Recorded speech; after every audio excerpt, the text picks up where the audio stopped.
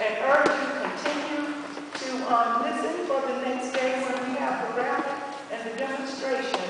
And like I said, I told Marissa when she was in court, I told Marissa, I said, don't worry about it, it's not over. I said, I'll never give up. And my son, as he said in his speech at the sentencing, he said, pound for pound, round for round. We'll be with you, Marissa. We will not give up.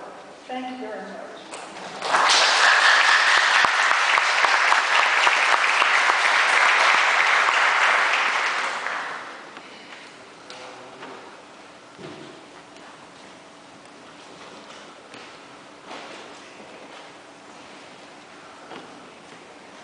God is good. All the time. All the time, God is good. Before I begin, in the United States Congress, they give us what we call 1 minute. And I want to take 1 minute to honor all of the veterans in the room. Any veterans in the room, raise your hand. Let's give them a hand.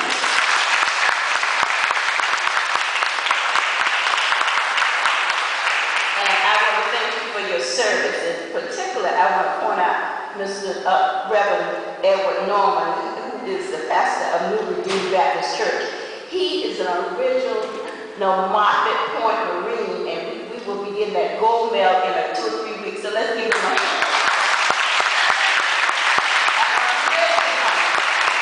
Moffett Point Marine. And you know, it makes me think about how our soldiers and our men and women go abroad and fight for our country. And you know, that's true. As we speak, we are fighting for women's rights and peace around the world.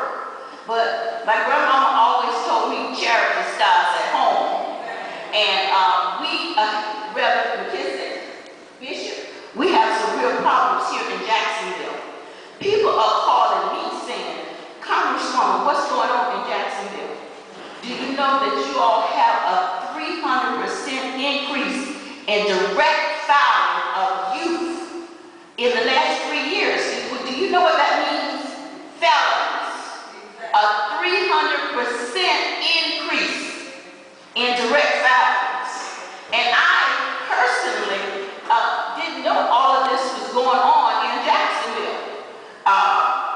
It is just amazing. This is our home. And so we got to start where we live. And we have to speak up. You know, it's just, I talk with the members of the legislature because I want to know what was the legislative intent of the law. It was never intended to be used on first-time abused, beaten women. Never the intent.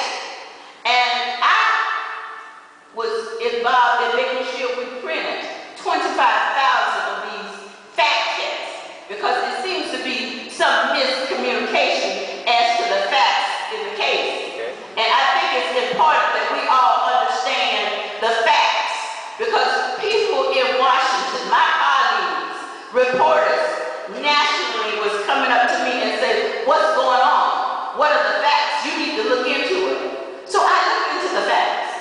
And the facts are, we're talking about a young lady that had no priors, had a master's degree. At the time that it occurred, this incident had a restraining order against the person. A restraining order against her husband at the time. When she was 6 months pregnant, she was beaten and sent to the hospital. That's why the baby was born premature. The baby was 6 or 9 days old when this happened. And so the facts in the case speaks for itself. And so I was talking to someone this morning, and she said to me, well, Corrine, why didn't she take the 3 years? Well, I said, well, you know, 3 years is not mercy. And 20 years is not justice. I just had a job fair in Jacksonville. I had about 12,000 people to show up. The people that I have the hardest time getting a job are those felons, those 3-year felons for minor incidents. Families, when I talk to them, they say, well, yes, they got the They're in jail. They're in jail for the rest of their life, and we must stop it. For malpractice, they're in jail. They're in jail. We have a new industry in Florida. It's called the prison industry. And what we're now supplying is young black men, and the latest studies show that we are 800% increase in black women. So it is a business. Passed the legislature passed that we're going to guarantee, we're trying to privatize it. Privatize the prison industry. And you know what it said was that we're going to guarantee, we're going to keep it at 85%. And you know, I checked, what could I do? And I want to know how much money are we providing, you know, for this area. For criminal justice, the federal government gives Florida $170 million. And for abuse, we're giving $12 million. But I guess that's, you know, we're turning that back.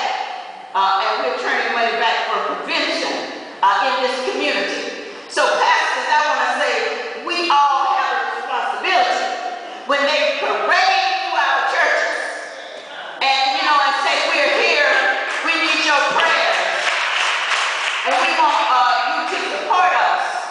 How is Mercy giving a black youth 14 years old, 75 years, and no one was killed?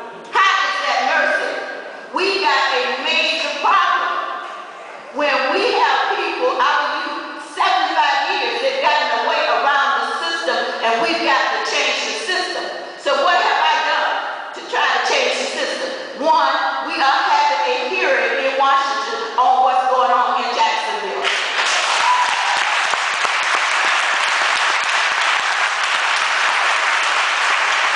John Connors, Sheila Jackson Lee, I got some attorneys up there, you know. Maxine Waters, the team is putting together a hearing, a national hearing, that we're focusing on the problem. But we are the key here, what's going on in Duval County. In addition, for this particular